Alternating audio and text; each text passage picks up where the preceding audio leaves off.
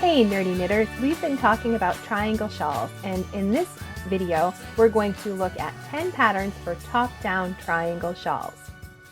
A triangle shawl starts right at the top neck edge, and it uses increases, I've used yarn overs here, to create the two triangles that form the shawl. Here's a picture that shows what I mean. You start here and you work increases at these points to create the shape. But that's all we'll say about how to construct a triangle shawl. If you want to know more about that, I'll link a video at the end that will show you everything you need to know to knit your own top-down triangle shawl. But in this video, we'll look at 10 patterns that use that construction method. 5 are more simple, and then the last 5 add some more things that add a little more interest to the basic pattern. I scoured Lovecrafts, a great place to find knitting patterns for these top-down triangle shawls, so all of those links are down below. Let's get right to it and look at the first 5 patterns. The first one on my list is Grain by Tin Can Knits. It's the first triangle shawl I ever knit. This one right here. This pattern is a great introduction. It has everything you need to know about the construction method, and the pattern's also in 3 different weights of yarn, so you can use whatever you already have in your stash.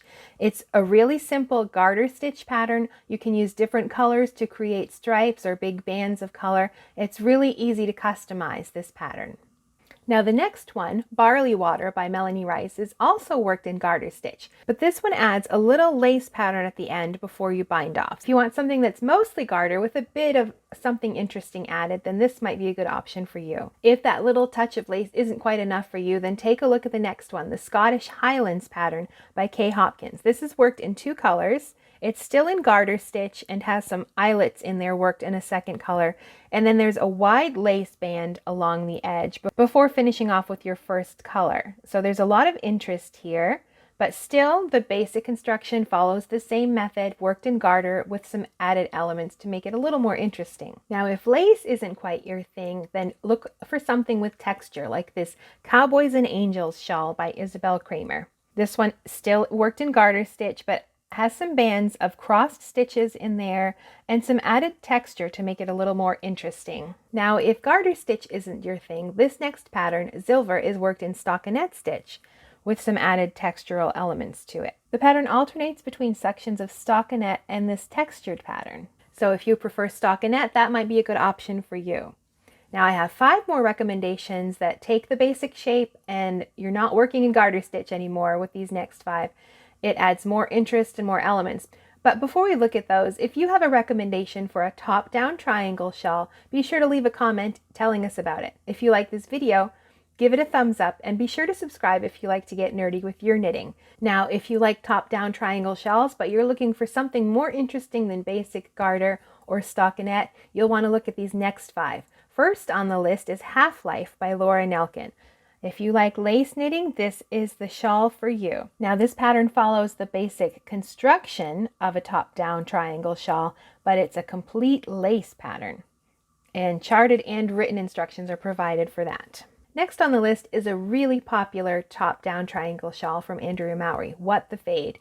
If you haven't done a fading technique, this is a good introduction to that. If you like lots of different colors, it uses the basic top-down triangle shape, but it has an I-cord edging.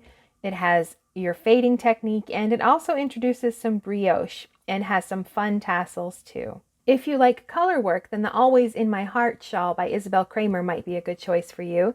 It uses a mosaic pattern and some eyelets. So the top section is worked in a stockinette eyelet pattern, and then a large section of a mosaic pattern before finishing off with a basic rib. But what I like about rib patterns on triangle shawls is they end up looking like a ruffled edge, which is really pretty, which is also a major feature in the next shawl, The Spark of Gray by Melanie Berg. That wide rib looks like a ruffle along the edge, which is just so pretty. And the whole shawl is worked in a slip stitch color work pattern. Now, if you love the look of color work, but you're nervous of holding more than one color in your hand like stranded or fair owl patterns require, slip stitch color work is a good idea. I'll link a video here that explains the basics of it, but you're only ever using one color in a row and you're slipping the other color. So you still get the pattern, but you're only using one color at a time. Now, if you like all of the things, then the next shawl is for you. This is Moveless by Leslie Robinson. It has brioche, it has color, it has lace, it has garter stitch. If you're looking for something that will have lots of variety, then you'll want to try out this pattern. There you have it, 10 top-down triangle shawl patterns from basic garter stitch all the way through to brioche and lace. There's lots of different ways you can use this basic construction and create very, very different shawls. If you have an idea for another shawl that I didn't mention here that you really love, be sure to leave us a comment telling us about it. And if you like to get nerdy with your knitting, be sure to subscribe.